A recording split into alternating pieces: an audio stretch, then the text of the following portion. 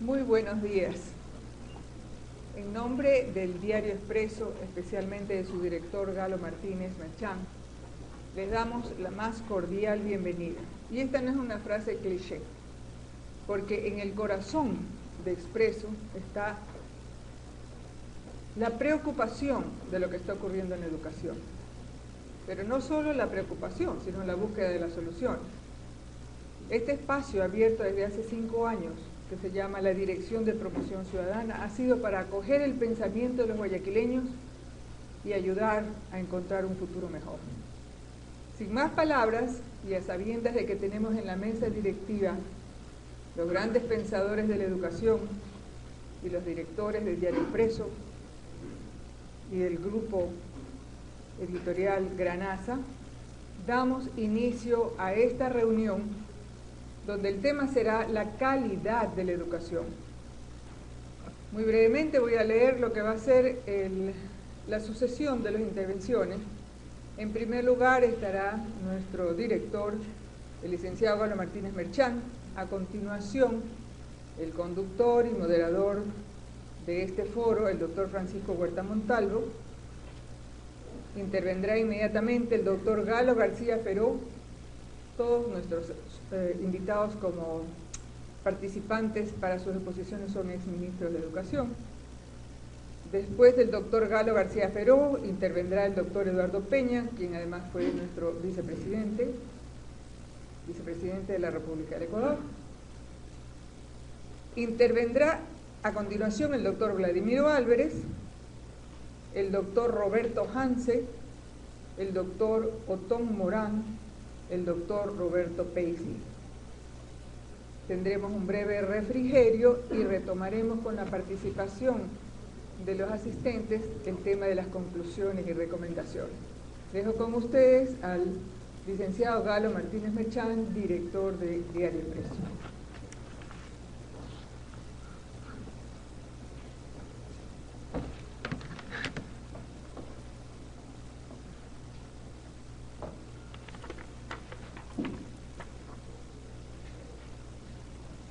Señores exministros de Educación, autoridades educativas, educadoras y educadores, señoras y señores. Expreso es un diario esencialmente guayaquileño que en su línea editorial e informativa privilegia temas que atañen al aspecto urbano y los que afectan a la ciudad y sus habitantes. Los asuntos de interés nacional los enfocamos hacia las repercusiones en nuestra comunidad. Nos preocupa, como es natural, el desarrollo y progreso del país, pero también nos preocupa desde nuestros profundos afectos mantener vivas las tradiciones y realizaciones que con generoso espíritu de integración nuestra ciudad las ha orientado a la patria indivisible. Los guayaquileños hemos presenciado con pesar y resignación casi completa cómo el hermoso puerto, cantado y exaltado por los poetas, cuna del movimiento emancipador que selló la independencia de nuestro país, el de las ideas libertarias en lo político y el que abrió las fronteras de intercambio comercial a nivel mundial, ha venido perdiendo en las últimas décadas ese empuje y liderazgo que caracterizó e identificó a Guayaquil en el desarrollo de las ideas y de las grandes obras en el país.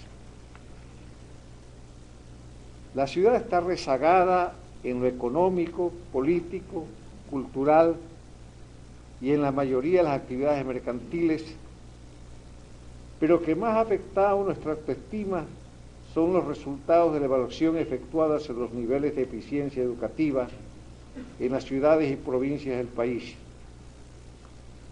que para Guayaquil han sido catastróficos y ofensivos a su dignidad y orgullo, porque siente que se frustran sus esperanzas en las nuevas generaciones, que tienen la obligación de reivindicar el papel protagónico de Guayaquil en el concierto nacional. Esta es la razón por la que Diario Expreso se ha permitido convocar a las máximas autoridades de la educación del país, a los 6 ministros de educación guayaquileños y a prestigiosos educadores cuya presencia agradecemos, a exponer sus ideas y discutir soluciones que puedan significar un aporte a las autoridades competentes en el empeño que todos compartimos por elevar el nivel académico de nuestros estudiantes. No se trata de encontrar culpables, pues lo somos todos. Presentíamos una terrible verdad, pero eludimos enfrentarla. Sumemos ahora esfuerzos y voluntades para lograr una mejor educación para nuestros jóvenes. Ese es el único objetivo de estos foros. Muchas gracias.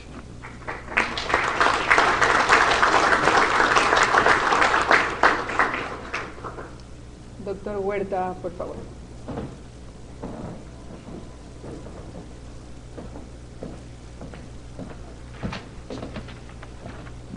Señores exministros de Educación del Ecuador y de la región Costa fundamentalmente, señores directivos del Diario Expreso, maestros todos. Realmente, como ha dicho nuestro director, no se trata de buscar culpables, se trata de buscar soluciones. Y qué mejor para ese esfuerzo que lograr el consenso que hemos conseguido hoy de los exministros de Educación en el periodo democrático. Vale la pena que a este esfuerzo se sumen, como esta mañana, los educadores del Guayas y otras provincias aledañas. Incluso contamos con presencias que desde Loja vienen a acompañar este esfuerzo. Para nosotros es muy grato seguir siendo un foro ciudadano. Creemos que otro de los roles de los medios de comunicación colectiva pasa por el cumplimiento de estas tareas. Y entonces, sin más preámbulos, solamente las indicaciones de cómo se va a desarrollar esta reunión. Cada ministro, en el orden de su participación en ese cargo, comenzando por el más antiguo, hubiésemos deseado concluir con la presencia de la señora ministra de Educación, pero compromisos de última hora relativas a sus altas funciones le han impedido poder participar como era su deseo. Acaba de entregarme una carta cordial con una excusa que vamos a leer en el momento de la intervención que a ella le tocaba, pero se la anticipamos. Creemos que ella ha tenido la mejor voluntad de estar con nosotros, pero a última hora eso no ha sido posible. En todo caso, parte de las tareas que la tienen en Quito tienen que ver con la posibilidad de tener nuestra educación sometida a evaluaciones externas de organismos especializados en el asunto. Va siendo tiempo incluso de ir pensando en la posibilidad de someternos al informe PISA. Va a ser un gran desafío, pero vale la pena hacerlo. ¿Dónde están las raíces del problema?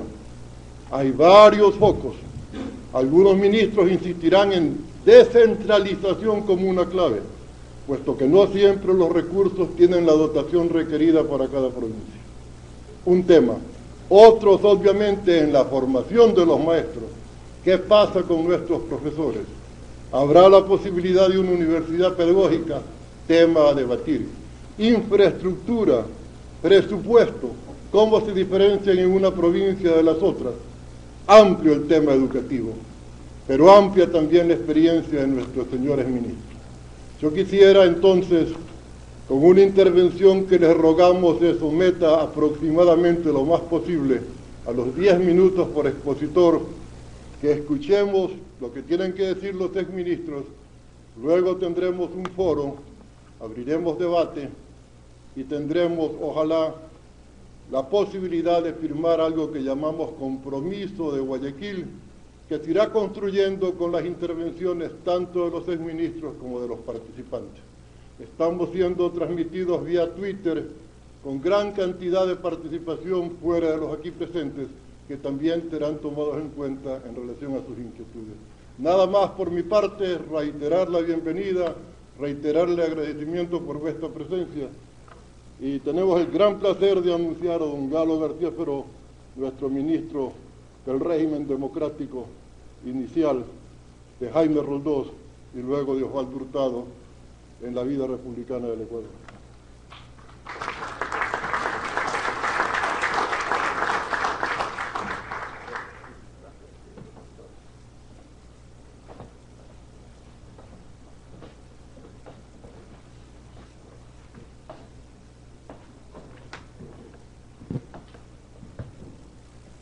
Gracias, señor director y señores vicedirectores del diario Expreso, distinguidos colegas y profesoras y profesores que concurren a este encuentro.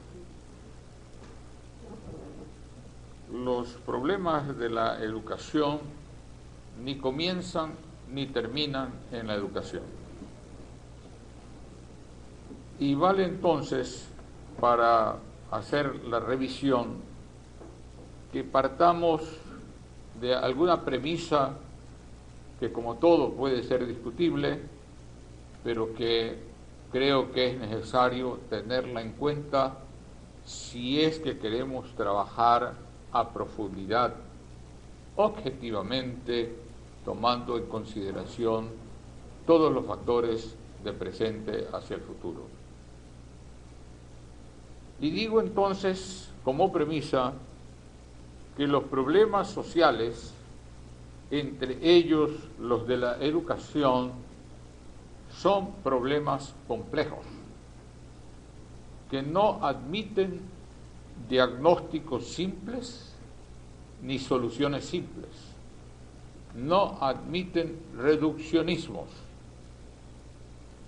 porque todos los factores interactúan y se condicionan recíprocamente, y por lo tanto hay que partir humildemente, modestamente de esta consideración, sabiendo que no tenemos la totalidad de la sabiduría, ni mucho menos estamos dotados de una capacidad mesiánica.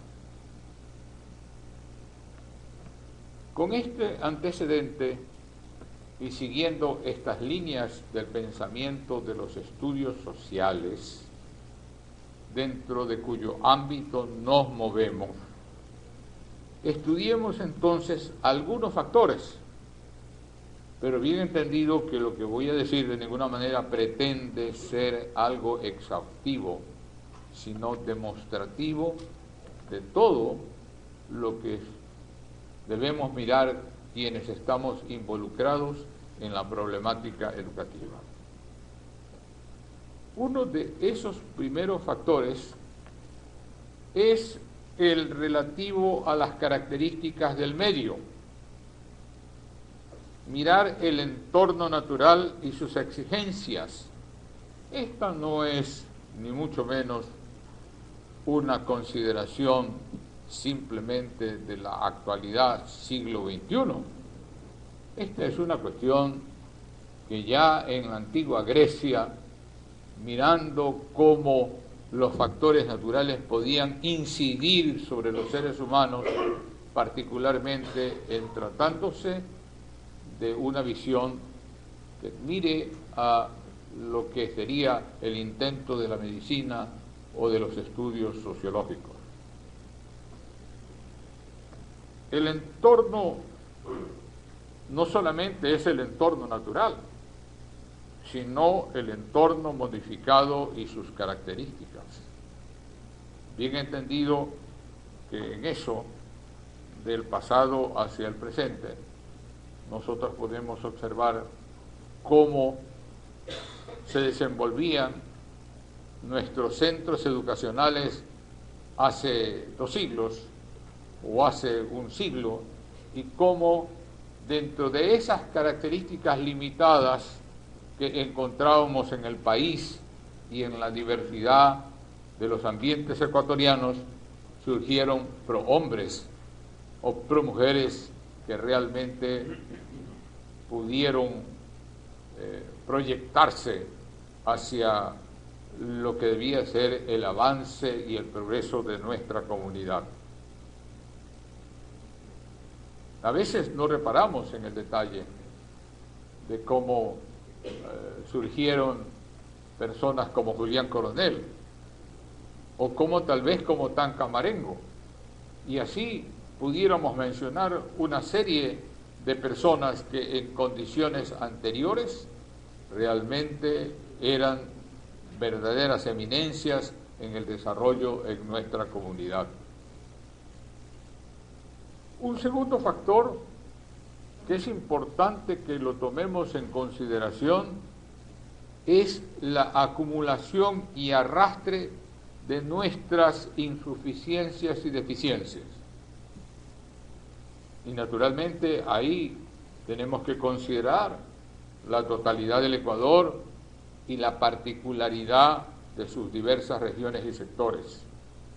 Repito, acumulación y arrastre de nuestras insuficiencias y deficiencias. Muchísimas veces, y no tan lejos del tiempo actual, hace 50 años o 60 años hablábamos del déficit presupuestario como una cuestión que realmente abrumaba a los gobernantes y a los pueblos. Pero no era tanto el déficit presupuestario o el déficit financiero, sino el déficit que podíamos registrar y calificar en los distintos aspectos del desarrollo nacional, ya se trate de vías de comunicación, ya se trate de atención a la salud, ya se trate de educación, etcétera, de tal suerte que se produce año a año una acumulación, pero que trae parte del arrastre histórico. Solo pensemos lo que consultó hace poco uno de nuestros exministros de Educación, Vallejo, el ministro Vallejo, que ideó este plan decenal para cubrir deficiencias que venían arrastrándose y planteó la necesidad de una moratoria. Pongámonos de acuerdo y no nos critiquemos, porque hagamos el acuerdo para que este plan decenal pueda ser atendido, pero no, año a año nosotros seguimos presentando la planilla por el 100% del déficit que arrastramos. Me refiero concretamente a materia educativa y más específicamente a lo que es macro, lo que es físico, lo que se presenta en cuanto se refiere a la infraestructura para la docencia.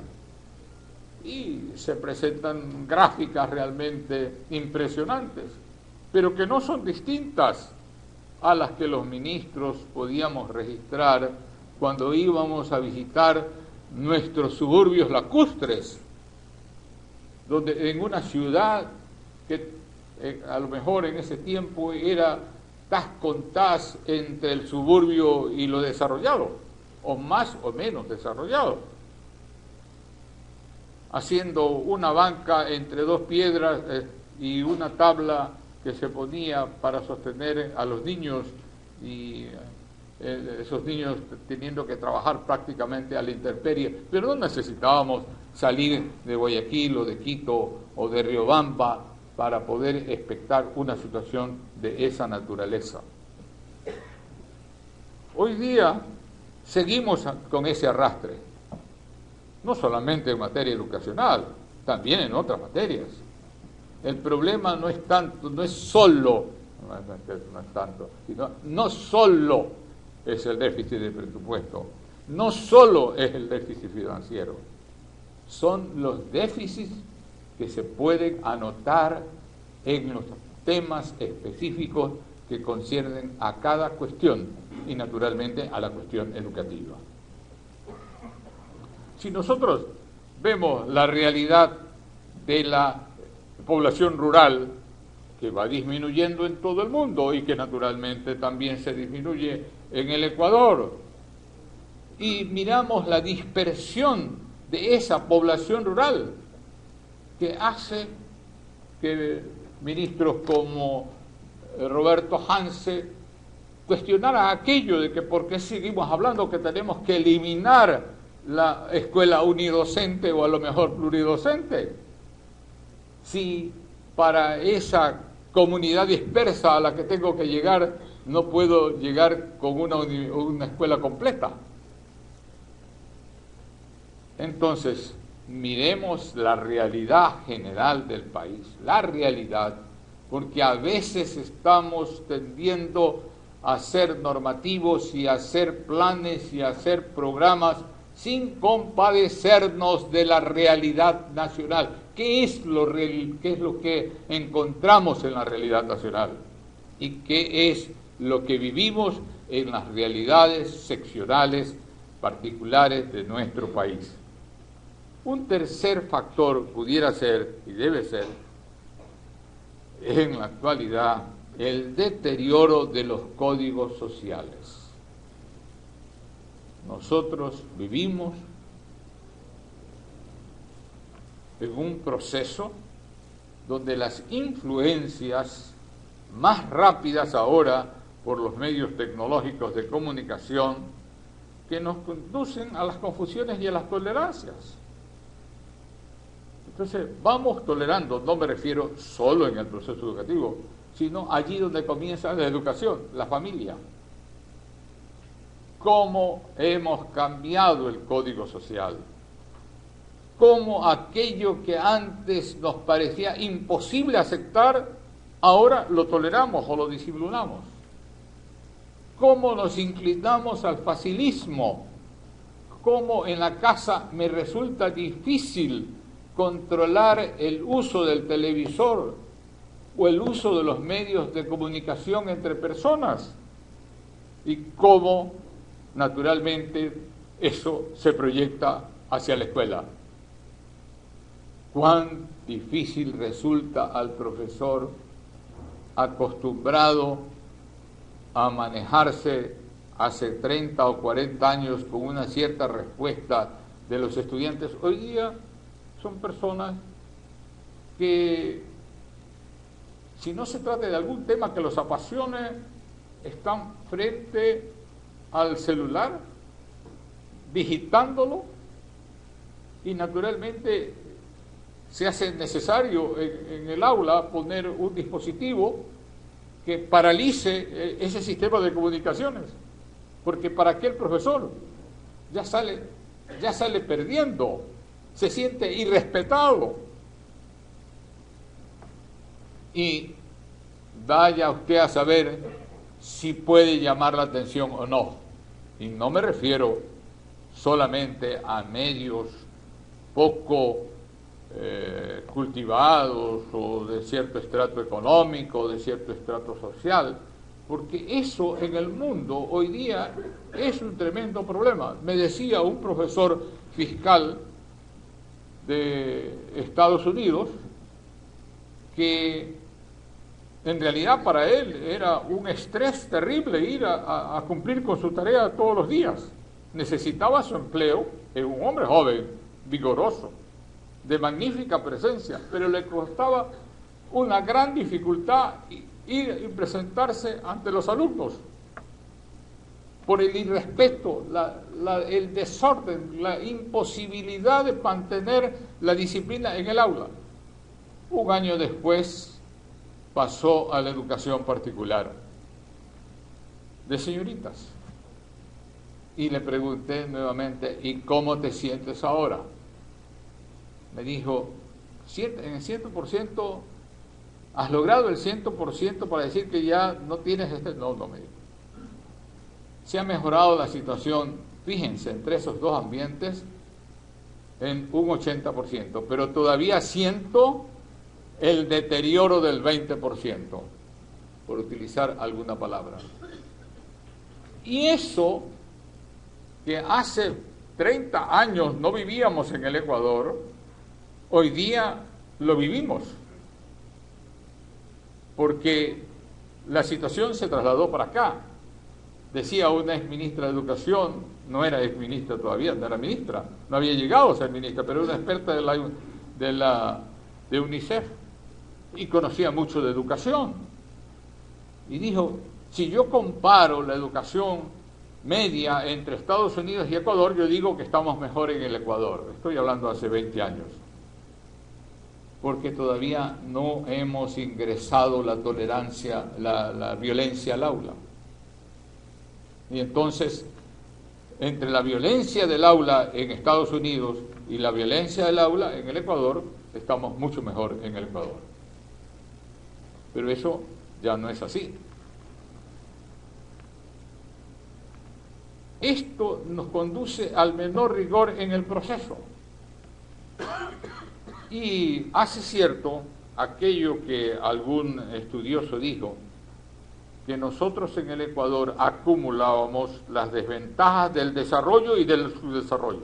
Tenemos las desventajas del subdesarrollo y tenemos las ventajas del desarrollo. Porque todo eso lo hemos asimilado, lo hemos incorporado a nuestro medio. Y llegamos así a un cuarto punto diciendo que tenemos una cierta debilidad endógena, pero que existen presiones exógenas, naturalmente de cara al profesor y de cara al alumno y a su familia. Los delitos de acoso o de abuso sexual en los establecimientos educativos, entre hace 40 años y hoy día hay una importante diferencia. Hoy día se sienten más. Recuerdo alguna profesora en la provincia de Los Ríos que de tarde en tarde venía a contarme las penas por esta situación de ver un compañero de trabajo que hacía determinadas presiones sobre las alumnas mujeres y no podía ella conseguir que le impusieran una sanción. Luego entonces llegó el momento de que finalmente sancionaron a ese profesor, pero después de un vía crucis de unos 10 años por lo menos. Hay algo que me permití decir hace 32 años en una asamblea del UNESCO en Belgrado, acerca de que los avances de la ciencia y la tecnología, del cine y la televisión, diríamos ahora, no se compadecen con la precariedad de las familias y pueblos y comunidades. Porque aún en la parte más bondadosa, en lo que puede servir todo este avance de ciencia y de técnica, también va generando una mayor dimensión en la brecha que se produce entre los países desarrollados y los países subdesarrollados. Y yo creo que a veces, ni aún siquiera en la educación particular, los avances de la ciencia y de la tecnología pueden asumirse por las familias ecuatorianas que aún acceden a la educación particular. Y entonces todo esto significa un conjunto de proyectos, un conjunto de problemas que es preciso superar. Naturalmente, mi tiempo se ha acabado, pero lo único que quiero destacar es que si estudiamos un proyecto de mediano y largo plazo, será con complejidad de diseño, etapas por alcances en un cronograma y un compromiso de la moratoria de las exigencias en razón de las etapas. Ojalá eso pueda hacerse en la sociedad ecuatoriana. Gracias.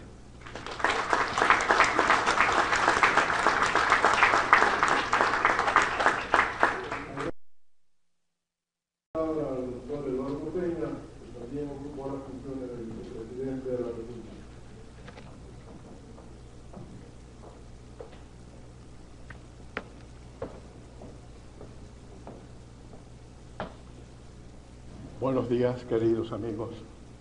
Ustedes verán que no he traído un papel, pero esta no es una improvisación.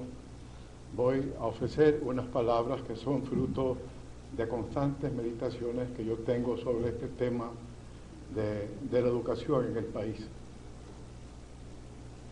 Ofreceré algunos casos prácticos. Cuando el arquitecto Sixto Durán Ballén me ofreció el Ministerio de Educación, yo me hice el retrechero durante un día, pero sabía que tenía que aceptar, porque había tenido en la Universidad Católica dos experiencias muy lamentables. La primera, de una chica estudiante de psicología que a nivel del tercer curso universitario no sabía lo que es una regla de 3. La segunda, que en mis clases de introducción al humanismo en la Facultad de Ingeniería, yo me di cuenta que mis alumnos no sabían leer en voz alta, no hacían las pausas, no ponían los puntos, no bajaban la voz, no pronunciaban, porque tampoco se enseña la prosodia en los establecimientos educativos. Entonces decía, ¿cuál es el problema fundamental de nuestra enseñanza?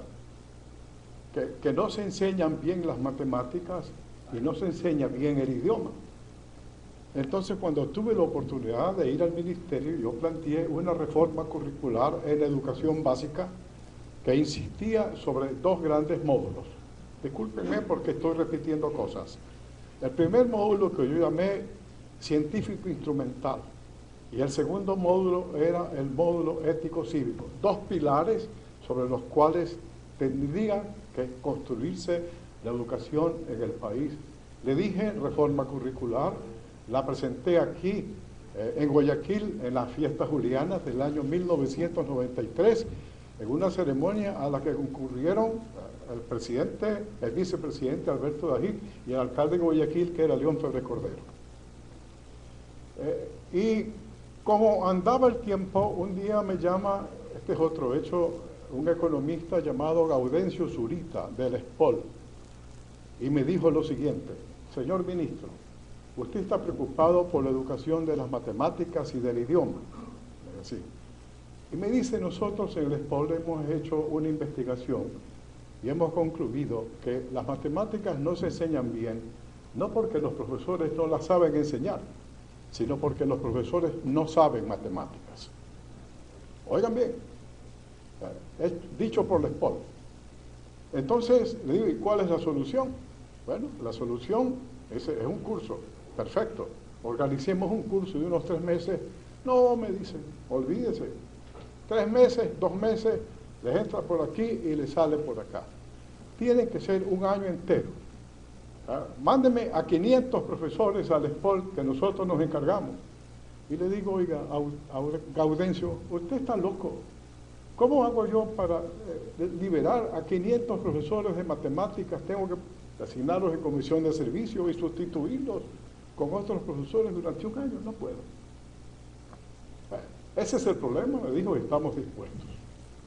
Me llama un amigo en una de estas fines de semana y me dice, Eduardo, yo quisiera aportar con la educación y quisiera donar una cantidad de dinero para, por ejemplo, pagarles un sueldo extra a los profesores del Colegio Vicente Rocafuerte. Entonces le digo, ¿de cuánto estamos hablando? Yo soy empresario y siempre veo cifras. O era empresario. Me dice, de unos 100 millones de sucres. Le digo, le acepto la oferta, espérenme que yo voy a volver. Al día lunes a primera hora llamo a Gaudencio Zurita y le digo, tengo 100 millones de sucres. Quiero pagar la beca de un número X de profesores que se dediquen solo a estudiar matemáticas en la ESPOL. Les vamos a pagar un sueldo adicional de 100.000 sucres mensuales a cada profesor de Guayaquil y de 150.000 sucres mensuales a cada profesor que venga de provincias. ¿Cuántos pueden ser? Ministro, gracias, lo llamo. Al día siguiente, 32. Hice un concurso nacional solo dedicado a profesores de matemáticas, especialización, matemáticas de segunda enseñanza, para designar 32. 18 de Guayaquil y 12 entre Cuenca y Quito. 14. Vinieron al ESPOL, estuvieron un año estudiando solo matemáticas. Gaudencio Zurita me había dicho, es necesario lavarles el cerebro y empezar de cero. Cuando estos jóvenes, yo ya no era ministro, se graduaron en enero del año 94, el director de la carrera dijo estas palabras: estos maestros saben tantas matemáticas que si se equivocan nadie en el país los puede corregir. Al año siguiente la donación siguió para profesores de química. La empresa privada de esa manera colaboró con el Ministerio de Educación. No sé cuáles están los profesores. De los 32 se graduaron 24, 8 no aprobaron. ¿Dónde están? No lo sé. ¿Qué hacen? Tampoco lo sé, porque una de las cosas de los ministros es que trabajamos con todo el alma, pero nadie nos dice nunca gracias Señor.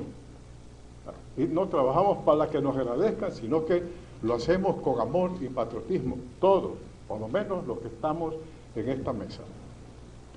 Esa es una realidad. Si nosotros queremos mejorar la educación, pensaba yo, tengo que hacer esta reforma curricular en la educación básica, que sirva de inspiración a las demás etapas de la educación. Pero tengo que reconocer que estaba profundamente equivocado. El problema no es el pensum, no son los planes de estudios. El problema fundamental de la educación es la calidad del magisterio, es la calidad de las universidades. Los profesores de segunda enseñanza de matemáticas no saben bien las matemáticas y eso es lo que transmiten a sus alumnos. Y cuando un profesor no sabe bien la materia, no la puede explicar bien. Entonces, yo reconozco, me equivoqué de buena fe. Tenía plena confianza en que había dado con la piedra angular de la educación cuando presenté la reforma curricular, que afortunadamente los demás ministros la han seguido. Pero mientras no se mejore la calidad de los maestros, mientras ellos no sepan mejor y sean profesionales de la educación, no mejorará la educación en el país. Yo no tengo mucho tiempo ni muchas propuestas que hacer. Observo que la educación ahora está económicamente mucho mejor dotada que antes. Observo que el sindicato que tenía en mi época secuestrada a la educación de un partido político ya tiene otras visiones del país. Pero a mí me parece que tiene que haber, primero, un pago más digno a los maestros, que eso siempre será una necesidad. ¿Quieren saber cuánto ganábamos nosotros como ministros de Educación? No ganábamos $200 mensuales. Ahora yo sé que los ministros ganan bastante mejor. Y así era todo el país. Entonces, ¿qué podemos hacer para mejorar la calidad de los maestros? Creo que hemos empezado correctamente a mejorar las universidades, porque ahí se forman los maestros de segunda enseñanza. Creo que hemos empezado correctamente mejorando a las escuelas normales, a los IPIR y los IPED, donde se forman los maestros de la educación básica. Está bien, creo que se está pagando mejor a los maestros, pero necesitamos científicos, aquí en Guayaquil necesitamos científicos que puedan salvar la educación de la mediocridad, y científicos profesionales dedicados como maestros, formados como maestros y a ser solo maestros. Cuando yo llegué al ministerio, más del 60% de los profesores no eran tales, no tenían título académico que respaldara su currículum vitae. Eran personas que decían, deme aunque sea un puesto de maestro para querer emplearse. Eso tiene que acabarse. Tenemos que entregar la educación a profesionales, la educación que sean competentes y cuya calidad científica se haya mejorado profundamente. No, si no hacemos esto, no vamos a ninguna parte. El otro día alguien me preguntaba en la empresa privada, ¿qué podemos hacer de fondo? Colaboren con la educación, bequen a los mejores alumnos, ya lo está haciendo el Estado. Pongamos una universidad de pensamiento. Veo que el Estado ya tiene una en la sierra. Aquí en Guayaquil tenemos la ciudad más poblada del país y necesitamos un sitio donde la gente pueda pensar profundamente en los cambios. Una especie de think tank de la ciudad. porque Guayaquil ha perdido liderazgo, mis queridos amigos. No tenemos el liderazgo de hace 20 años. Yo lo veo en todos los campos. Las mejores y más grandes industrias están en la sierra. Los grandes bancos están en Quito. Las principales compañías de seguros están en Quito. Nosotros somos ahora secundones. Hemos perdido el liderazgo. Ya no hay guayaquileños. Madera de Guerrero, olvídense. ¿Cómo tenemos que recuperar eso? Por la educación, formando líderes aquí, líderes matemáticos, líderes que sepan idiomas, que dominen el idioma, que dominen el pensamiento. Si nosotros no enseñamos bien las matemáticas, créanme que fracasaremos siempre, porque las matemáticas son la base de todo desarrollo y pensamiento científico en las ciencias naturales y también en las ciencias sociales. Eso tenemos que hacer. Es una simple propuesta. Mancomunemos esfuerzos del sector público que tiene que hacerlo, pero incentivemos al sector privado para que el sector privado ayude a mejorar a los grandes talentos que hay en esta ciudad. ¿No me he pasado el tiempo, Pancho? Entonces, cedo a los mejores ilustrados. Gracias.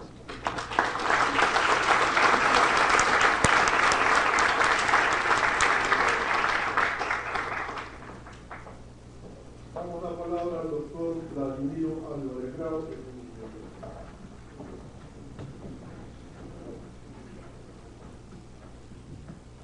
Estimados amigos,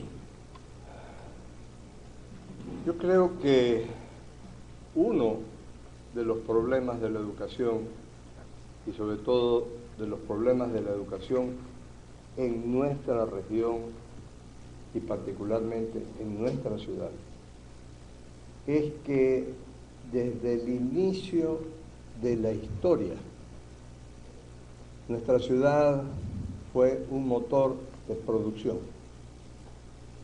Y por ser un motor de producción, genéticamente hemos venido heredando una manera de ser y una visión del mundo que ha hecho que nuestros estudiantes en escuelas, en colegios, en universidades, que nuestros padres de familia inculquen a sus hijos y que finalmente los profesores tiendan a buscar que sus estudiantes puedan algún momento, cuando salgan de las aulas, allá afuera, en la vida común, responder a una pregunta que yo vengo haciendo hace casi 20 años. ¿Saben cuál es esa pregunta? ¿Dónde está la plata?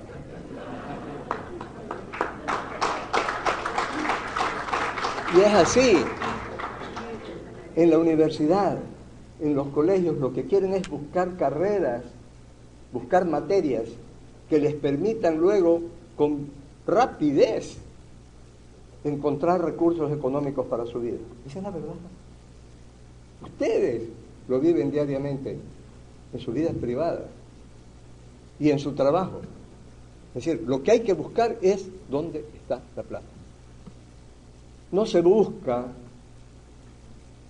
una formación adecuada para cumplir con una responsabilidad social, para contribuir a la conducción de la sociedad en el momento en que le toque, a satisfacer necesidades básicas. No, lo que hay es que buscar cuál es la profesión a través de la cual pueden hacer más dinero. Pero indiscutiblemente el presente siglo se caracteriza por el vertiginoso camino del desarrollo en la investigación, la ciencia, la tecnología y su utilización por parte del ser humano para el mejoramiento de sus conocimientos, de su educación y se supone también para el mejoramiento de su nivel de vida. Y cuando hablamos de investigación, de educación, de ciencia, de tecnología, de conocimientos, queridos amigos, estamos hablando de algo en lo que todos estamos comprometidos, de los procesos de enseñanza-aprendizaje. Hoy quiero aprovechar esta oportunidad para compartir con ustedes solamente unas cuantas reflexiones sobre ciertos conceptos que considero que deben tener los profesores en la educación del presente siglo. Y quizás permítanme que sea más claro. Ciertos conceptos que sobre el proceso de enseñanza-aprendizaje deben cambiar los profesores en el presente siglo. Galo García, cuando describía algunos de los factores que perjudican una buena calidad en la educación, señalaba la falta de disciplina que tienen los niños y jóvenes en este momento, y que tienen muchos adultos también, lo cual en países más desarrollados, como Estados Unidos, ha provocado grandes olas de violencia en las aulas, en escuelas, en colegios y universidades, entre estudiantes, contra profesores, contra directivos y hasta contra padres de familia. Y sobre esto hay un estudio de alta calidad científica, fundamentado en profundas investigaciones, publicado ya hace algún tiempo, hace algunos años, por el doctor Daniel Goleman, un PhD en psicología, que considera que el dato más perturbador que ha obtenido dicho estudio es una tendencia mundial, escúchenme bien, una tendencia mundial de la actual generación de niños y jóvenes a tener más conflictos emocionales que la generación anterior, a ser más solitarios y deprimidos, a ser más indisciplinados, como señalaba el doctor García, más nerviosos y propensos a preocuparse por todo, a ser más impulsivos y a ser más agresivos. Y Goleman, este investigador, en resumen considera que si existe un remedio para esos males, debe estar en la forma de preparar a los jóvenes para la vida. Considera que en la actualidad la mayor preocupación en la educación se centra en el desarrollo de la inteligencia racional, las matemáticas a las que se refería el doctor Eduardo Peña. Y se deja de lado, librando al azar, la educación y la formación emocional de los jóvenes, con resultados cada vez más desastrosos, dice Goleman. Y sostiene que la solución consiste en tener una nueva visión en la forma de educar y formar al alumno, considerándolo como un todo, no solamente la parte racional, no solamente saber matemáticas, no solamente saber historia, no solamente saber geografía, física, química, sino que hay que reunir mente y corazón en el aula. Recomienda incluir en la educación la necesidad de inculcar aptitudes esencialmente humanas, como la conciencia de la propia persona, el autodominio, la empatía, el arte de escuchar, no solo de hablar, y de resolver conflictos y cooperar con los demás, porque la infancia y la adolescencia, dice, son ventanas críticas de oportunidad para fijar los hábitos emocionales esenciales que gobiernan la vida de toda persona. Basado en esto, el desarrollo de la inteligencia emocional tiene que ver con la capacidad de un niño, de un joven, de un adulto, de relacionarse con los demás. Y él dice que en muchas de sus investigaciones, la persona que tiene más éxito cuando sale a la vida allá afuera no es el estudiante que obtuvo las mejores calificaciones, sino el que fue mejor compañero, el que tuvo mayor capacidad de comprender los problemas humanos de los demás. Y de ahí que hoy muchas empresas, incluso aquí en Guayaquil, cuando hacen una evaluación de los ejecutivos y del personal que necesitan, a la vez que evalúan obviamente sus competencias racionales, tienen mucho interés en evaluar la capacidad del candidato a ocupar un cargo ejecutivo, un cargo de cualquier naturaleza, una función, un trabajo, un puesto, la capacidad de comprender a los clientes, de escuchar a los clientes, no solamente de decirles cuál es el producto que le va a vender, no, de escuchar al cliente, cuáles son sus necesidades, de escuchar y comprender a sus compañeros de trabajo, a sus subalternos, a sus superiores. Esos son considerados en la evaluación de personal como mejores candidatos que los que solamente tienen una gran cantidad de conocimientos teóricos. En definitiva, solamente para ser exacto en la cita, Goldman concluye señalando que el nuevo concepto de inteligencia coloca a las emociones en el centro de las aptitudes para vivir.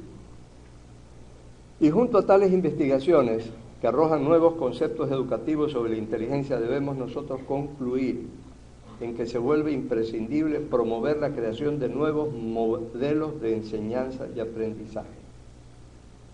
La epistemología pedagógica, es decir, la ciencia investigativa de cómo enseñar y de cómo aprender, debe ser una epistemología abierta al proceso de descubrimiento y construcción de conocimientos, y no solamente a enseñar un conocimiento. Es decir, la pedagogía del siglo XXI, en definitiva, consideramos que debe ser esencialmente afectiva, crítica y creativa. Lo más importante ya no debe ser qué es lo que se enseña, sino cómo se enseña. Lo más importante ya no debe ser qué se aprende, sino cómo se aprende. Es decir, los procesos de aprendizaje. Ustedes ven que ahora los muchachos entran con mucha facilidad en un computador, entran en internet y de repente un chico, una chica de 7, 8 años me dice, abuelito, sobre esta cosa que dijiste, no es así, yo investigué allí en internet y el resultado está al otro, distinto a lo que tú me dijiste. Uno se queda sorprendido. Es un proceso de cómo aprenden los chicos. Y eso hay que estimular ya a nivel institucional en el sistema educativo. En definitiva, esta nueva concepción pedagógica, que por cierto es una moderna tendencia en todas las mejores universidades del mundo, tienden a que el proceso de enseñanza-aprendizaje sea mucho más activo. No que el chico esté ahí pasivo, recibiendo, usted tráigame aprendido de memoria de la página 19 a la 26 para la próxima clase. Eso no es técnicamente adecuado en el mundo moderno. De esa manera contribuiremos a tener en este siglo una nueva educación, mis queridos amigos, porque construir conocimiento es hacer ciencia, y ustedes lo saben. Impartir o crear conocimiento es un arte que requiere de una serie de cualidades de quien enseña para que puedan ser recibidas por quien aprende. Como ex ministro de Educación, que es la calidad de que hemos sido invitados hoy en la mañana, he considerado necesario compartir con ustedes estas reflexiones propiamente pedagógicas sobre lo que debe ser la cátedra en el presente siglo. Todo esto, obviamente, aparte de las sugerencias y de las contribuciones que hacen los colegas sobre la gestión, sobre los recursos, sobre la infraestructura, sobre todo lo que es el sistema educativo nacional, fiscal y particular, tanto en el área rural como en lo que se refiere a la reforma del bachillerato, la educación técnica, la educación para el trabajo y para la vida, no solamente para aprenderse de memoria un libro, y todo esto incide en la calidad de la educación. Creo que es lo que todos buscamos para conseguir en definitiva una sociedad más justa, una sociedad más solidaria y sobre todo, jamás debemos olvidarlo, una sociedad más humana. Gracias.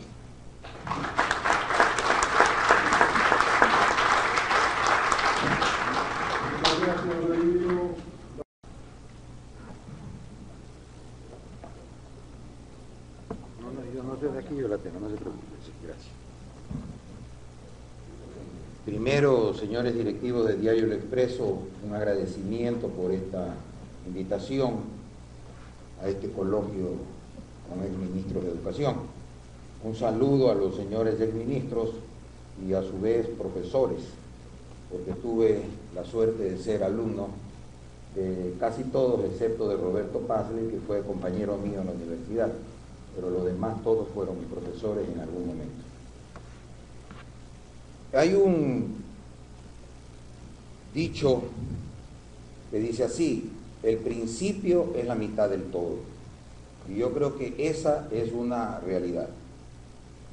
En segundo lugar, yo siempre, desde que estuve en el Ministerio de Educación, he dicho que en mis intervenciones me he convertido en un disco rayado, porque siempre digo lo mismo. Y voy a seguir diciendo lo mismo, salvo que algún día lo que yo pienso se haga realidad. Mientras tanto, seguiré repitiendo exactamente lo mismo. Y es lindo poder hacer una intervención cuando maestros como los que me han precedido en la palabra ya me dejan hecha la cama. O sea, yo lo único que tengo que hacer es simplemente acostarme porque ya está tendida. Y ellos han dicho muchas cosas que para mí son claves. Y esto se reduce a una palabra que creo, a un término, a una expresión que creo que cada día más va entrando en nuestras vidas, que es lo que se llama el tema del plan estratégico. Las cosas no funcionan en ningún sentido si no existen planes estratégicos. Y yo creo que la educación requiere de un plan. El doctor Galo García lo ha definido diciendo: tenemos que establecer etapas. Eso es el plan, ese es el plan estratégico. Tenemos que establecer etapas e ir cumpliendo esas etapas. Porque si no logramos eso, no vamos a lograr nunca el resultado final, peor aún en procesos tan complejos y difíciles como es el tema del proceso educativo. Y creo que en esa línea han ido caminando también quienes han expuesto como exministros de Educación. Y vistas así las cosas, yo pienso que lo primero que hay que hacer para de esa manera haber avanzado la mitad, porque si el principio es la mitad del todo, quiere decir que hay que iniciar por algo, y ese inicio es que nos pongamos de acuerdo. ¿Qué es lo que queremos? Y yo creo que no terminamos de ponernos de acuerdo en qué es lo que queremos. Yo no puedo, sinceramente, entrar a hablar del tema, por ejemplo, de cómo, cuál yo pienso que debería ser la tendencia por la que se guía el tema del bachillerato.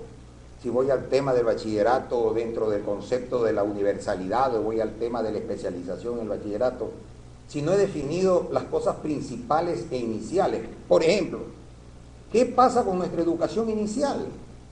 ¿Qué queremos hacer de la educación inicial? ¿Qué queremos hacer respecto de los niños de 0 a 5 años?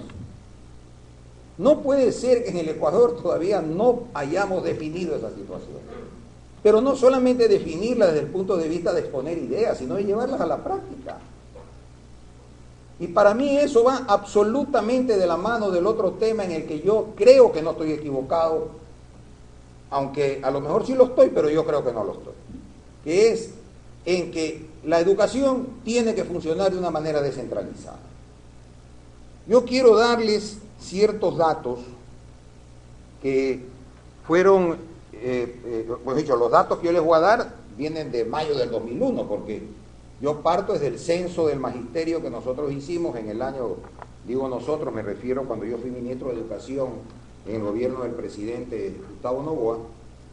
En ese censo que hicimos del magisterio, surgieron los siguientes datos que yo he recogido en este momento por lo corto del tiempo. A mayo de 2001 habían un total de 19.599 planteles educativos. 19.599 planteles educativos. Total de escuelas, 14.852. De esas, ¿cuántas unidocentes? 5.855. Yo quiero repetir esto, Escuelas unidocentes, 5.855. Total de docentes en ese momento, 112.239. 112.239. Yo quisiera saber cuántas ciudades en este país tienen esa población. Total de personas vinculadas al sistema educativo, 143.349. Hice un análisis de cuál es el porcentaje si yo tomo las siguientes provincias: Azuay, Chimborazo, Esmeraldas, Guayas, Loja, Los Ríos, Manabí, Pichincha. ¿Cuánto de los 19.599 planteles se reducen a esas nueve provincias? Y resulta que tengo 12.161 de los 19.000 que están ahí, de los 19.000 y tanto. O sea que el 62% de los planteles están circunscritos a esas provincias. Entonces, ahí es donde yo fundamento el principio de la descentralización. Nosotros tenemos que propender a que los municipios asuman su responsabilidad en el campo de la educación, pero no en el campo de la construcción de las escuelas. Yo creo que casi todos los que estamos aquí nos recordamos lo que era la educación municipal por allá por los años 60 y 70. Y no solamente lo que era la educación municipal, lo que era la educación fiscal en esa época. Los mejores colegios eran los colegios fiscales. Y la educación municipal era de calidad. El problema es que cuando surgió el tema de que nos hicimos país petrolero, nos sacamos el problema de encima y le entregamos al gobierno, al presidente Rodríguez Lara, le dijimos: hágase cargo usted de esto. Y los municipios se desprendieron del concepto de la educación. Y yo no creo que en un país como el nuestro podamos tener reales resultados en el tema de la educación si no obligamos a los municipios a involucrarse en el tema de la educación. Pero me refiero al tema de la educación, no al tema de la construcción de establecimientos educativos. Y estoy convencido de una cosa porque como ministro lo viví. Los municipios no quieren hacerse cargo de ese paquete. Puede ser que digan en el discurso que sí quieren, pero yo como ministro les puedo asegurar que no quieren. Entonces no es un problema solamente del gobierno, porque además yo creo que hoy por hoy tenemos una tendencia no hacia la descentralización de la educación. Yo creo que hoy por hoy tenemos una tendencia a que la educación debe ser manejada por el Ministerio de Educación y debe ser manejada de una manera centralizada. Descentralizar muy pocas cosas. Pero si además de eso los municipios tampoco presionan porque se descentralice la educación, entonces yo creo que nos quedamos ahí. Mi pregunta es, ¿por qué no arrancamos por lo menos con descentralizar la educación inicial? Si en nuestro país no tenemos realmente el concepto como política de Estado de la educación inicial, ¿por qué los municipios no comienzan por ahí? Ok, yo me hago cargo de la educación inicial en mi municipio. Solo de eso me voy a hacer cargo. Y ustedes saben lo importante que es eso, ¿verdad? Ustedes saben lo importante y la diferencia que hay entre un niño que fue estimulado tempranamente de un niño que no lo fue. Eso lo sabemos nosotros, los que tenemos la suerte de ser padres y haber vivido a nuestros hijos en los kinder y en estos sitios, frente a los chicos que no han tenido esa oportunidad y que han tenido que entrar a primer grado de una. Yo creo que la diferencia es abismal. Entonces, ¿por qué no comenzar por ahí? ¿Por qué no comenzar? Inclusive yo me imagino y pienso, y estoy seguro que es así, que es fácil conseguir dinero. Ahí está la plata, Vladimir. Es fácil conseguir dinero para que nos financien ese tema de la educación inicial. Yo creo que eso sí es posible lograrlo, y en estos municipios, porque a mí me pueden decir, pero ¿cómo le puedes pedir al municipio de tal lugar? No quiero dar nombres porque no quiero que piense que estoy menospreciando, pero no, yo no le quiero dar la educación a ese municipio, pero sí le puedo pedir a nuestro municipio que se haga cargo del proceso educativo, porque tiene la capacidad para hacerlo. Y entonces que los municipios que no pueden hacerlo, no lo hagan, pues, y que el Estado ecuatoriano siga manejando ese tema a nivel de esos otros municipios.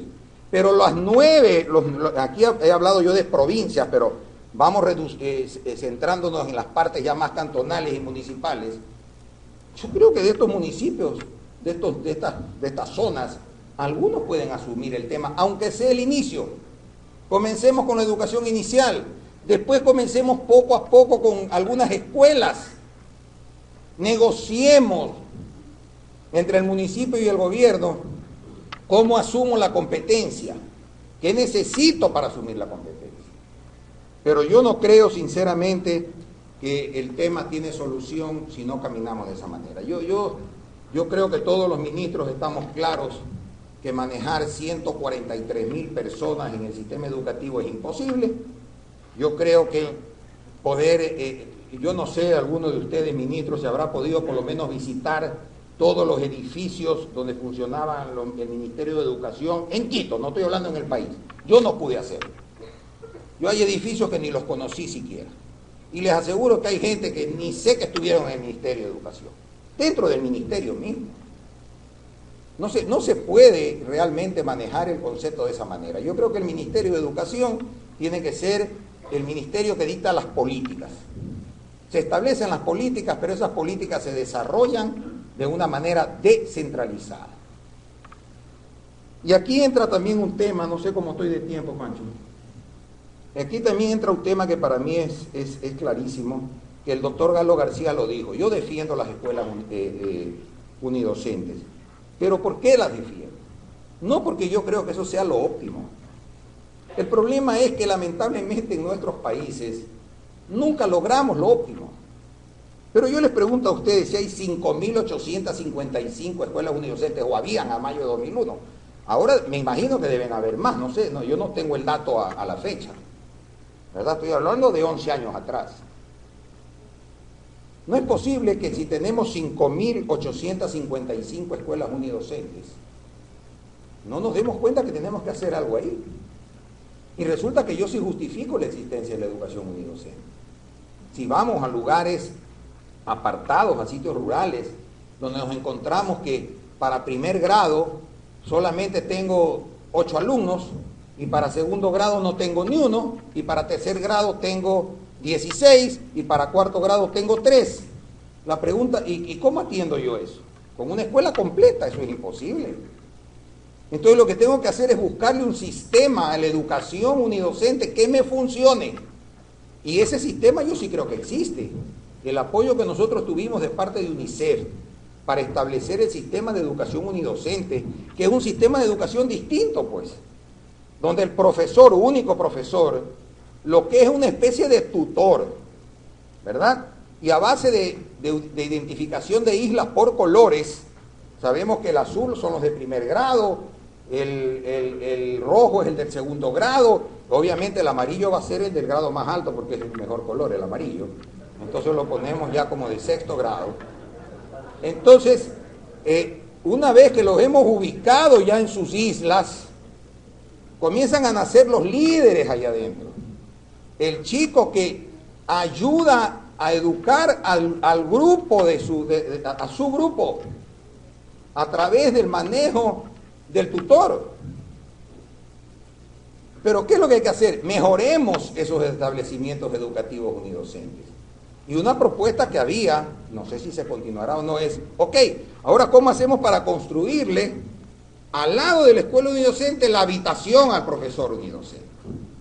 Que el profesor unidocente tenga la opción, si así lo quiere, de poder, si un día se le hizo tarde o no va a su casa, ok, al lado tiene una casa que está construida ¿por quién? Por la comunidad, donde ese profesor pueda tener donde dormir, ese profesor tenga una refrigeradora, si en ese lugar se puede pues, conectar a la corriente, no lo sé, pero si no habrá que buscar lo que usábamos antes en las épocas de nuestros papás, cómo se llamaban las cosas estas donde ponían las colas y todo con las neveras, los guardafríos, ¿verdad? Pero es que yo creo que esas cosas sí se pueden hacer y no son costosas. no son imposibles de realizar, porque son construcciones pequeñas, que se le puede dar facilidades al maestro en ese sentido. Pienso yo que si nosotros implementáramos estas cosas, yo creo que la rendición de cuentas sería más simple, sería más fácil, porque ya la rendición de cuentas está dirigida, y ya este grupo humano que es enorme, y que tiene que ser enorme, y que no se va a reducir, por más que digamos lo que digamos, no se va a reducir. Ok, ahora ya lo estamos manejando más cantonalmente, más zonalmente.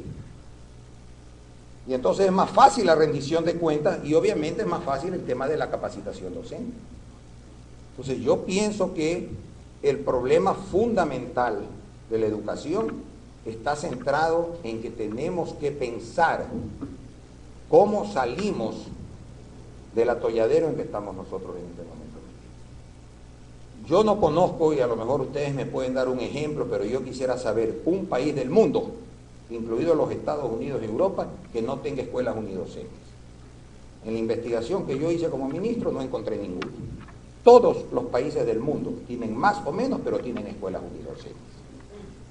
Eso es definitivo. No sé si existe alguno, pero yo me atrevería a decir que es difícil que exista. O por lo menos le diría que la gran mayoría de países en el mundo tienen educación unidocente.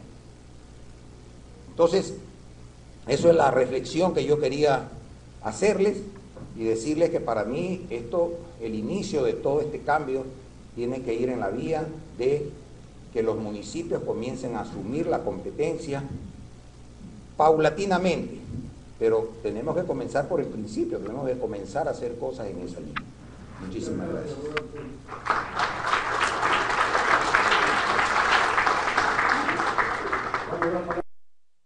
Mis primeras palabras de agradecimiento a los directivos. Mis primeras palabras de agradecimiento a los directivos de Diario Expreso y al doctor Francisco Huerta Montalvo, que ha tenido la gentileza de invitarnos. Voy a ser bastante objetivo en la exposición y no me voy a referir a nadie en particular, sino que vamos a coger la tarea educativa en su generalidad. No hay la presencia de Dios en el sistema educativo ecuatoriano en concreto. Había un diálogo entre un astronauta ateo y un neurocirujano creyente. Y el astronauta ateo le decía al otro: nunca he visto un ángel, nunca he visto el paraíso, nunca he visto a Dios. Y el neurocirujano creyente le replicaba: yo he hecho tantas operaciones en los cerebros de los seres y nunca he visto un sueño, nunca he visto un solo pensamiento. El otro le replicó y le dijo: ¿dónde está Dios? Y el cirujano le dijo: ¿y dónde no está Dios? La educación ecuatoriana está de rodillas porque nos hemos olvidado de la presencia de Dios. No le permitimos a nuestro padre incursionar en el proceso educativo. Y no es que estoy en contra de la educación laica, no, pero Dios está presente en todos los días del año. Dios está aquí en este instante. Khalil Gibran, un gran literato en el mundo oriental, un día le replicaba a la madre y le preguntaba: madre, dime, ¿quién es el más grande poeta que ha dado la humanidad? Y la madre, viendo este retoño vigoroso, le dijo: Jesús de Nazaret. ¿Pero cómo me vas a decir que Jesús de Nazaret es el más grande poeta de la humanidad? Si él no sabía ni qué es un soneto, él no sabía lo que era un verso dodecasílabo, no sabía lo que era la rima, no sabía lo que era la métrica. Pero ¿cómo, madre, me vas a decir que Jesús de Nazaret es el más grande poeta que ha dado la humanidad? y viendo a la madre este retoño vigoroso, le dijo: tú, hijo mío, yo y toda la humanidad somos los versos que él nunca pudo escribir. Gandhi decía: si la humanidad tan solo conociera y aplicara ese conocimiento en la vida, como el sermón de la montaña, otro sería la realidad de esta humanidad. Las necesidades de la educación en América Latina se cubrirían con 10.000 millones de dólares de inversión inicial, igual al consumo anual de cosméticos en los Estados Unidos e igual al consumo de helados en Europa. Tan solo el 1% de rebaja en los gastos militares en el mundo sería suficiente en términos financieros para sentar frente a un pizarrón a todos los niños del mundo. La verdadera riqueza de un país no consiste en su materia prima, sino en su materia gris. Veamos la educación en nuestro país, y nosotros hemos sufrido estas inclemencias de la historia. La educación ecuatoriana está en permanente crisis. No es mala, y yo me atrevería a decir, es pésima. ¿Pero por qué? A los gobiernos no les interesa atenderla. Ni el que está, ni el que estuvo, ni el que vendrá. No les interesa atenderla. La Directiva Nacional de la UNE ve a la educación con criterio político y no técnico, porque la directiva gremial ve y manipula el concepto educativo para sus intereses politiqueros, promocionando su murmullo callejero. No existe una política nacional de educación que al existir debería respetarse. Las universidades no lideran el cambio en la educación, salvo raras excepciones, ya que no se preocupa de proporcionarle al Estado lo que necesita en 30 años o más y continúa con su arcaica promoción de opciones académicas alejadas de una tecnología que avanza. Acogen y son serviles a un materialismo deshumanizante, siendo esclavos de un mecanicismo inconsecuente. No coordinan con el Estado sobre una secuencia en los programas y planes de estudio, considerando las respectivas instancias del proceso educativo. Los padres de familia no se integran como debe ser en el proceso educativo.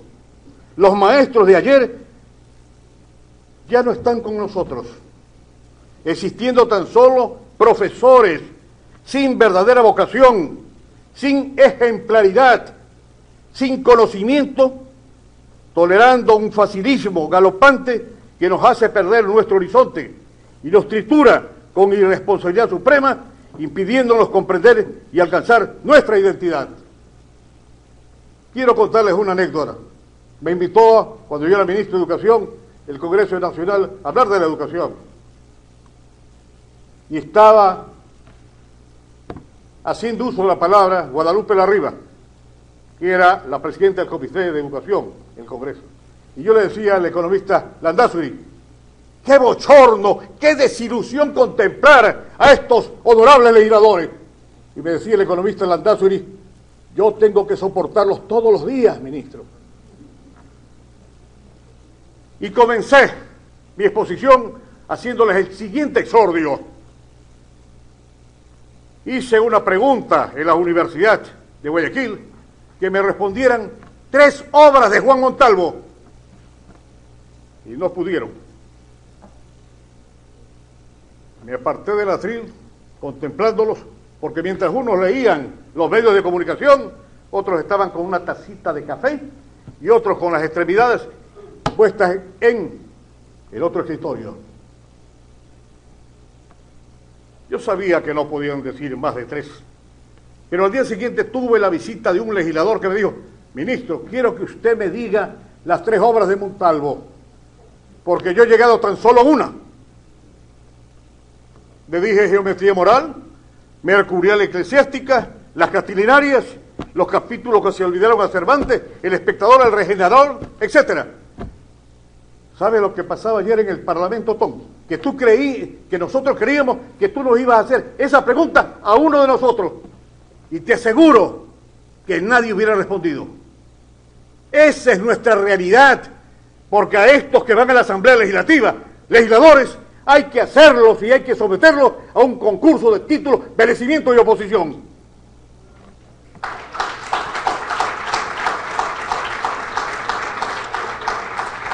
A nuestros alumnos, salvo excepciones, porque hay centros colegiales, escolares y universitarios que cumplen más o menos con su función. No les interesa obtener un galardón académico. En nuestra época decir premio contenta era un lujo o premio estimulante, sino el pase de ciclo a ciclo con festejos todos los fines de semana. Esa es una gran verdad. Les interesa el jolgorio, el baile, pero no el conocimiento trascendente. Son más inteligentes que nosotros, pueden ser mejores, cuentan con herramientas de estudio y trabajo que nosotros no teníamos, pero que crecen desprovistos de ciertas premisas que nosotros respetábamos. Nosotros en nuestra etapa universitaria queríamos ser buenos profesionales. Queríamos que alguien nos dijera, ahí va uno de los mejores abogados que tiene Guayaquil.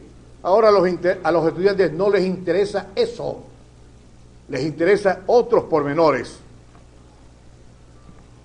Ustedes se acordarán que en una ocasión le preguntaron en estos primeros días iniciales de junio a un señor en la televisión, dígase, señor, unas palabras sobre Alfaro. ¿Y qué es lo que contestó el señor? Alfaro fue uno de los mejores punteros que tuvo Barcelona. Esa es la triste realidad de nuestro sistema educativo. Cuando una postulante al cetro de Miss Ecuador le preguntaron, ¿cuál es el río más grande que hay en la tierra? Dijo, el Everest. Cuando se les pregunta a los estudiantes, ¿cuál es una obra de Esquilo? ¿Y quién es ese señor? ¿Cuál es la obra fundamental de Sófocles? Edipo Rey, sabemos nosotros. No saben. ¿Cuál es la obra fundamental de Eurípides? No saben. Es decir, que nuestro sistema educativo falla y es pésima la calidad educativa que hay en este país. Pero hay que decirlo con claridad, no hay que decirlo con demagogia. Pasamos de una cultura oral, hemos pasado a una cultura escrita y ahora nos debemos enfrentar con jóvenes que tienen una cultura electrónica. Ecuador tiene un sistema educativo en pésimas condiciones de infraestructura, con una financiación muy deficiente, sin posibilidades de llevar a cabo ni las tareas de mantenimiento básico, inclusive con cortes de luz y agua, con carencias de saneamiento. La educación es un proyecto social y no comercial que busca solo rentabilidad económica. ¿Por qué no se evalúa a los colegios bilingües en general para ver si cumplen con este título? La importancia del libro. Ahora ya nuestros alumnos no quieren leer. Viven esclavizados bajo el imperio de la computadora. Se les pide que lean a Cervantes. Muy grueso ese tomo. ¿Quién escribió Poema 20? Puedo escribir los versos más tristes de esta noche. Escribir, por ejemplo, la noche está estrellada y tiritan azules los astros a lo lejos. El viento de la noche gira el cielo y canta. Ella me quiso y a veces yo también la quise. ¿Cómo olvidar sus grandes ojos fijos? Porque en noches como esta la tuve entre mis brazos, la besé tantas veces bajo el cielo infinito. Aunque este sea el último dolor que ella me causa y estos sean los últimos versos que yo le escribo. Pregúntenle ustedes a los estudiantes cómo se llamaba Neruda, y no saben. Pero nosotros, antes de Neruda, debemos enseñarle a nuestros alumnos el pensamiento de un Medardo en el Silva. Cuando de nuestro amor la llama apasionada dentro de tu pecho amada contemples ya extinguida, ya que solo por ti la vida me es amada, el día en que me faltes me arrancaré la vida. Eso es lo que nos falta, identidad, orgullo de ser ecuatoriano, orgullo de nuestra raza, de nuestra historia. Por eso es que le iba a pedir a la ministra que haga obligatorio la enseñanza de ética, de cívica, de la filosofía de los valores y de la historia de límites.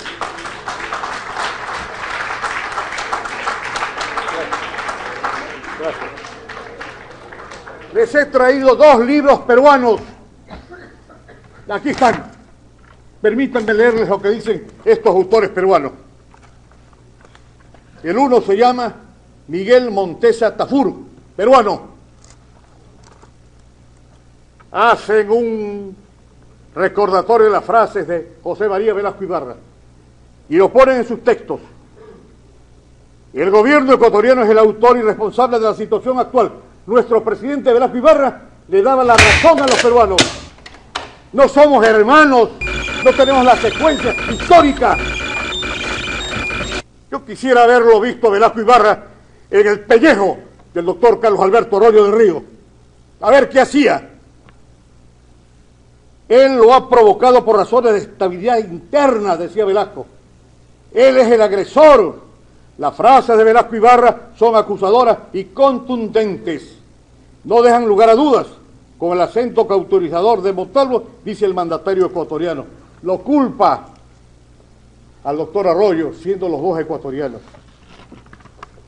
El otro texto peruano del señor Gustavo Pons Musso dice aquí: el inicio de la Segunda Guerra Mundial en el año 39 dio a Ecuador la oportunidad que buscaba para reiniciar su política ofensiva contra el Perú. Por eso es que yo pido la historia de límites y crear un clima de alarma en América para sacar provecho de él.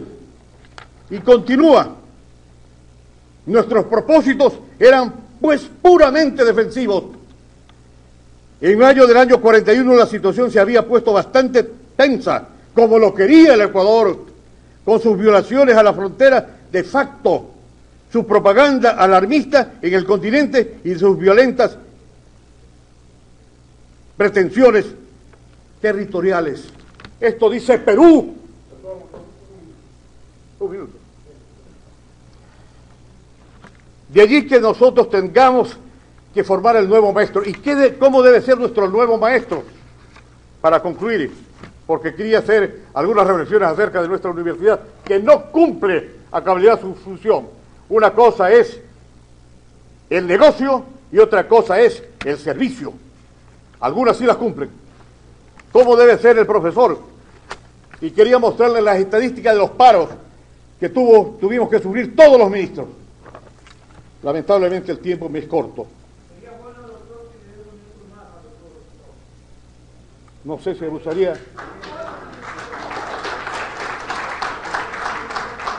Aquí están los paros que todos nosotros tuvimos que soportar. No digo nombres, digo es tiempo. 30 días un ministro, después otro, 3 meses, paro de 10 días, 2 meses, 5 días, varias semanas, varios días, paro por más de 11 semanas, varios paros preventivos, paro por varios días, paro al ministro tal, paro al ministro tal, paro al ministro, paro a la ministra, paro al ministro, paro nacional, paro en Pichincha, paro del personal administrativo, paro en todo el país tal día.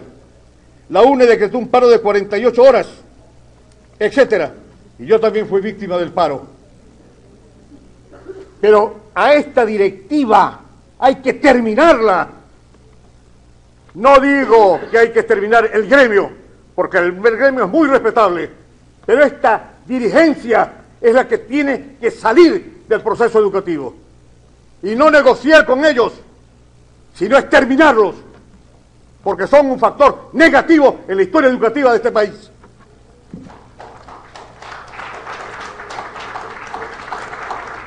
¿Cómo debe ser, queridos amigos,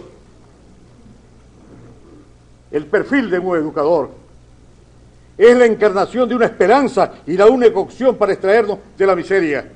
Es quien señala los senderos, el que abre las rutas del sembrador gozoso de inquietudes, que echa al aire la semilla sin pensar que verá la cosecha. Es quien se entrega con inmaculada precisión y quien contempla con su sonrisa casta el resplandor que surge en el perfil de la aurora. Es quien pasa pero está presente y hace falta.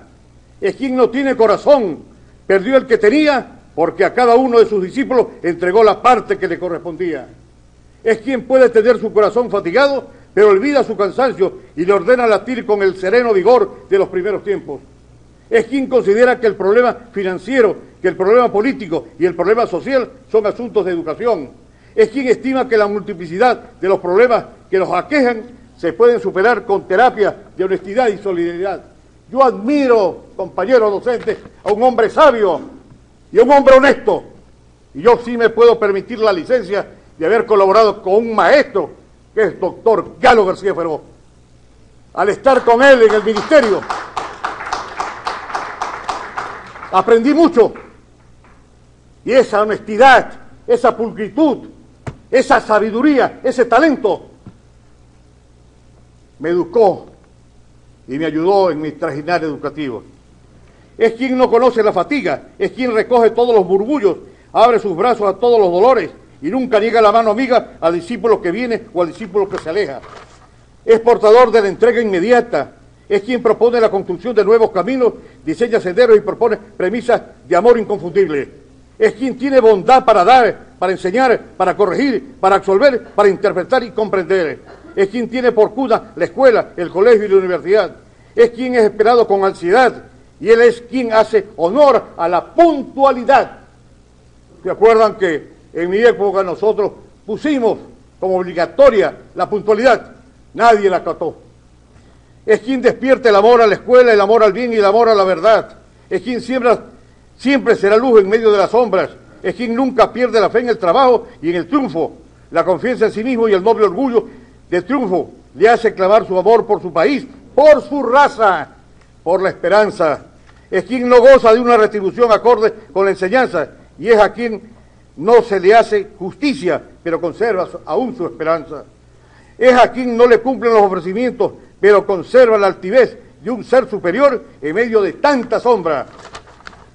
Es quien puede o no tener título docente, ya que la docencia la lleva en el alma. Es quien comprende la importancia de ser discípulo y la majestad de ser maestro. Es quien comparte con los demás los sufrimientos que agrandan y los dolores que producen llagas. Es quien en su accionar es fiel reflejo de su permanente capacidad puesta al servicio de su himno, escudo y bandera. Cuando escuchemos el himno nacional, contemplemos a los estudiantes y verán que les falta el respeto que tenían nuestras generaciones. Tenemos inmensa necesidad de maestros, ya que profesores los tenemos en abundancia y de exportación. En fin, maestro no es el que da, maestro es el que se entrega, maestro no es aquel que se contenta con la simple dación del conocimiento, sino quien persigue la formación integral del hombre. Maestro es aquel que motiva con vigor el espíritu del que lo escucha, aquel que señala con precisión el camino que debe recorrer el que oye. Es aquel que llega a la meta sin signos de cansancio, erguido y sonriente, revoloteando por los aires su bastón de caminante. Muchísimas gracias.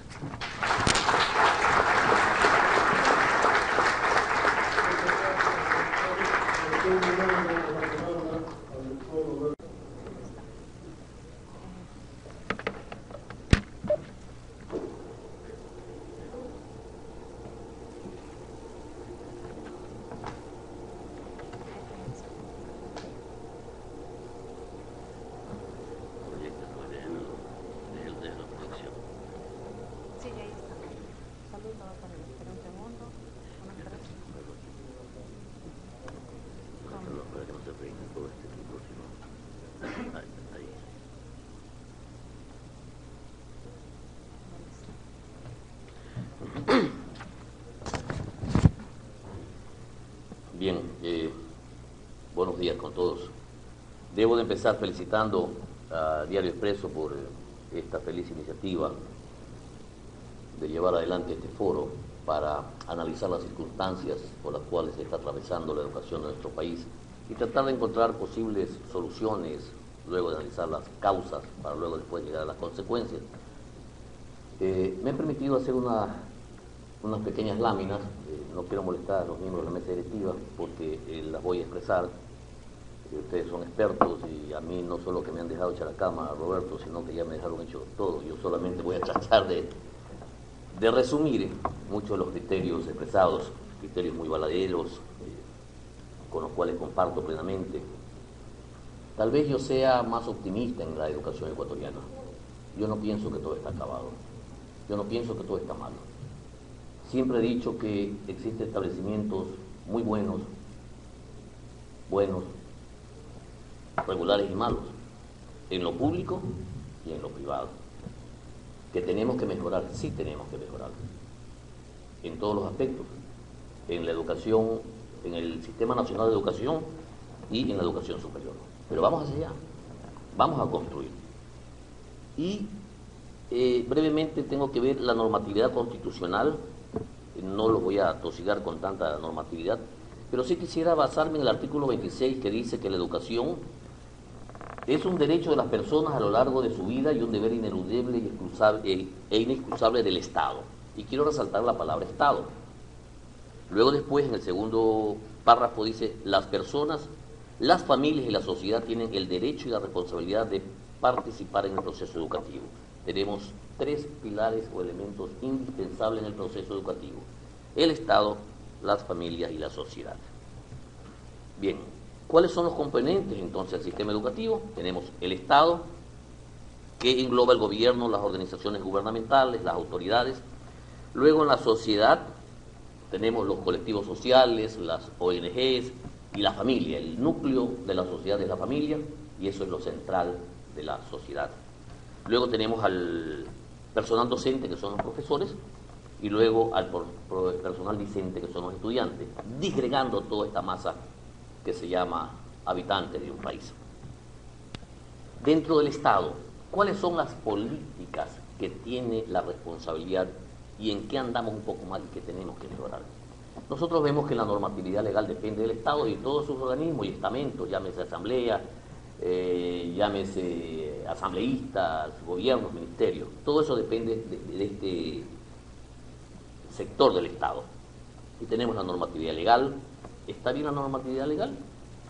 Muchos dicen que sí, otros dicen que no. Estamos con una nueva ley de educación intercultural bilingüe, que tiene cosas positivas, aunque no se lo aplica en la totalidad. Existen ya pasos claros a la descentralización que tanto nos hablaban o hemos tratado aquí. Es necesario y por eso es que se ha tratado en esta ley de poner el régimen central, luego la parte de las zonas, de los distritos y los circuitos, ¿no?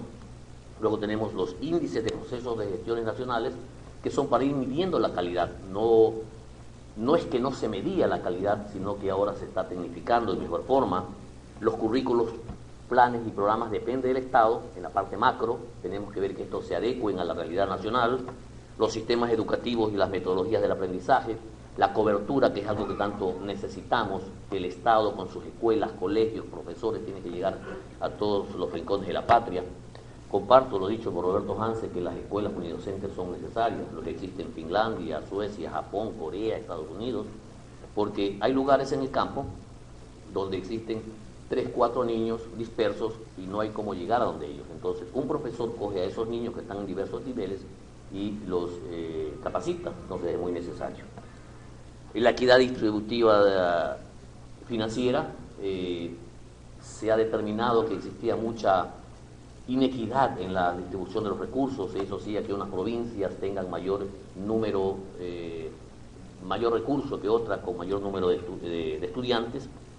Asesoramientos y auditorías de los controles y evaluaciones para la calidad y calidez educativa. Los procesos de controles y evaluación tienen que hacerse con transparencia dentro del proceso, no que se coge al grupo de maestros o al grupo de escuelas y dice vamos a aplicarle esta prueba y sacan una prueba que no ha sido consensuada, que no ha sido verificada, como es el caso de las evaluaciones al ingreso al sistema de educación superior. En la segunda parte de mi intervención, porque creo que después hay las conclusiones y recomendaciones, daré mi criterio del por qué tenemos esa deficiencia tan grande de los estudiantes de la costa. Sencillamente sostengo que no son malos estudiantes, o no son peores estudiantes los de la costa que la sierra, sino que existe un problema en el sistema. La sociedad y los colectivos sociales. Vemos que la familia es la célula central de la sociedad y todo el entorno social es lo que hace el sistema educativo. El doctor Galo García decía que los problemas de la educación no nacen ni terminan en la educación. Los problemas son multiculturales, multicausales, de tal manera que en todo el entorno social tenemos que analizar los problemas y las soluciones.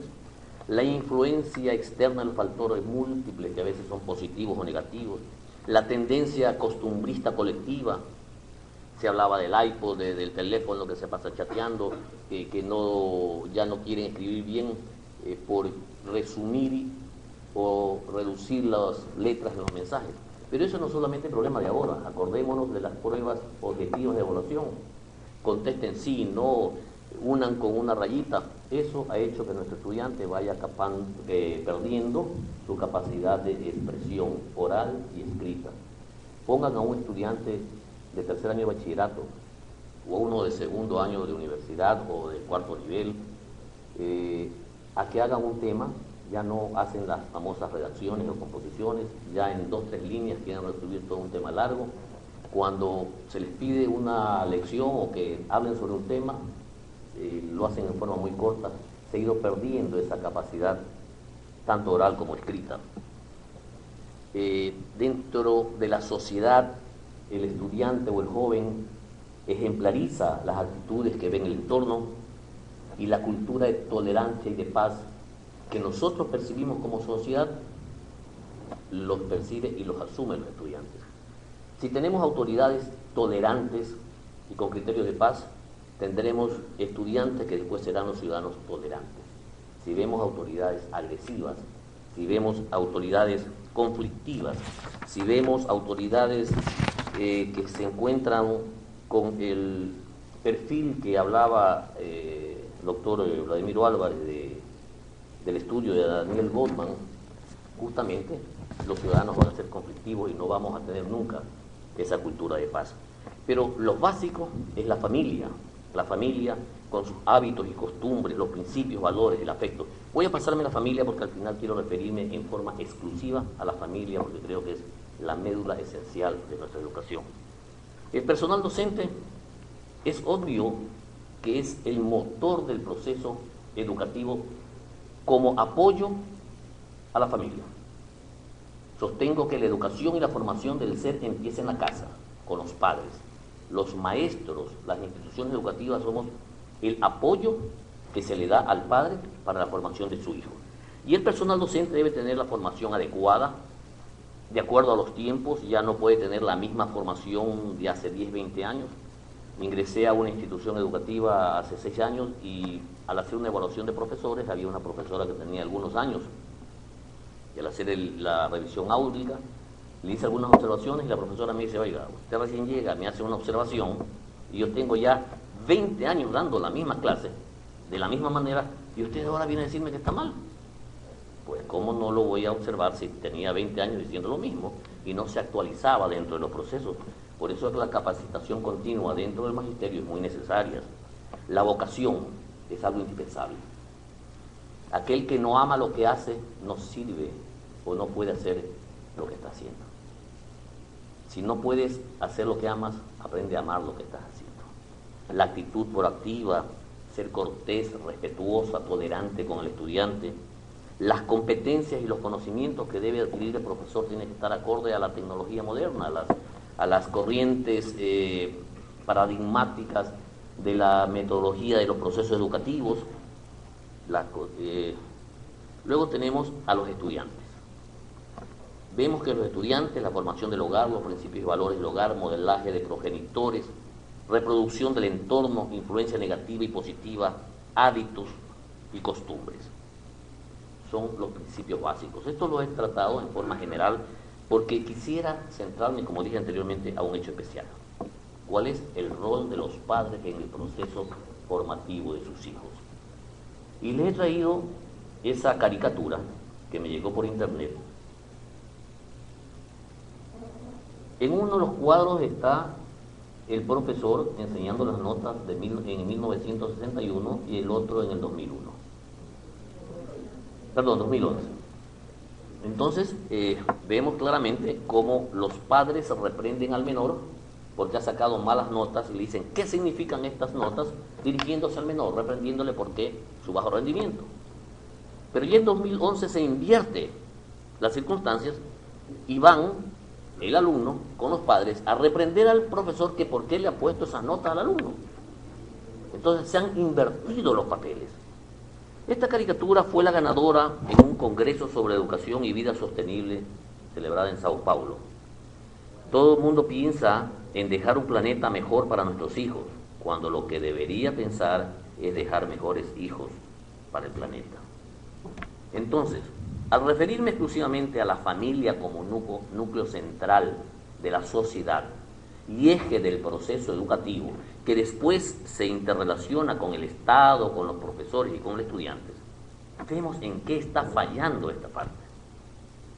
La formación y ejemplo del hogar. Ya los padres no forman a sus hijos, no se convierten en el ejemplo del hogar.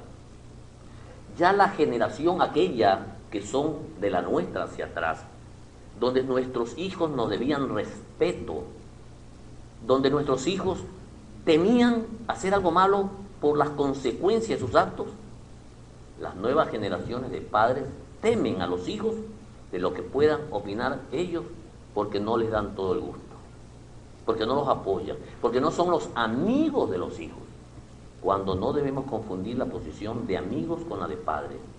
El padre y la madre serán siempre progenitores hasta que mueran. El amigo es otro. No confundamos los roles. Los principios y valores en el hogar. Ya se ha hablado por parte de los ministros de los principios y valores. Eso es algo trascendental.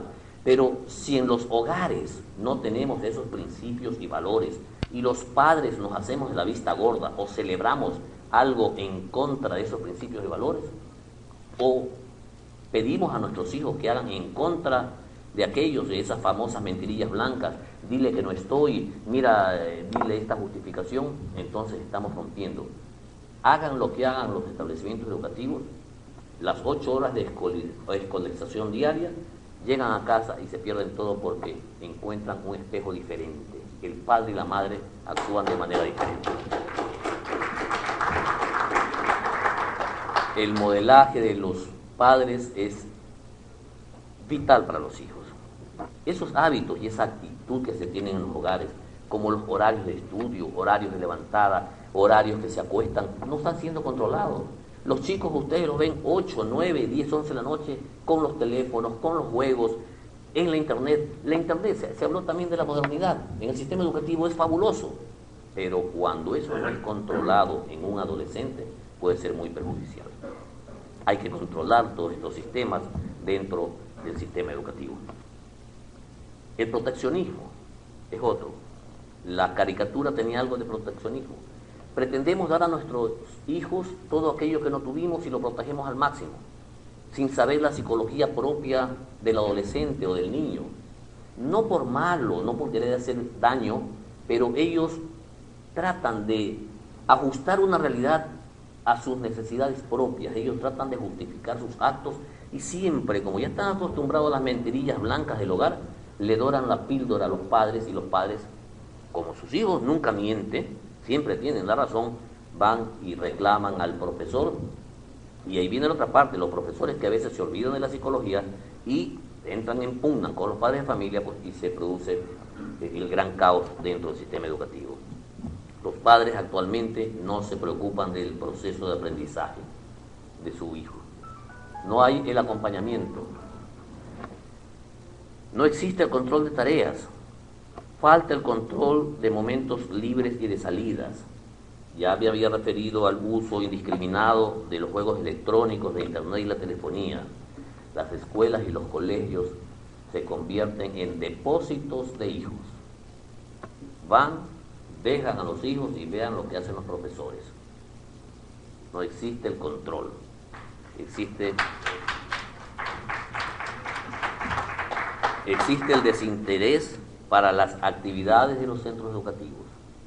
Los directivos llaman a los padres para darle para darle noticias del avance de sus hijos, pero ellos no responden y se los llama 1, 2, 3, 4 veces. Desde ese punto de vista, ratificando lo dicho por todos los ilustres exministros que me antecedieron en el uso de la palabra, debo decir que el problema no es tan fácil. El problema es complejo, pero hay que enfrentarlo, hay que tomar decisiones. No todo lo pasado es malo. No sigamos aquellos criterios que digan, de aquí en adelante es lo único que vale, de aquí para atrás no se hizo nada, cuando en educación los problemas son generacionales. Una cosa es haber trabajado como lo hicieron los ministros con un escuálido presupuesto y con un gremio de maestros que se oponía. Se ha dicho que tenían secuestrada la educación. Otra cosa es trabajar con todos los recursos del mundo y trabajar con libertad, que no existe la oposición, y sin los paros. Se hablaba, doctor Morán, de los paros. Sí, efectivamente, hubieron muchos paros. Fíjense que en la última década, hasta el año 2004, se perdieron 648 días de paro. Eso significa los 648 días de paro, 3 años lectivos y la cuarta parte del cuarto año lectivo. Esa fue la realidad de nuestro país en el sistema educativo. Pero tenemos que ir adelante y valga la oportunidad a estos foros que el Diario del Expreso ha hecho para que podamos dar nuestros criterios y así tratar de encontrar lineamientos o soluciones a esta problemática nacional. Gracias por la atención.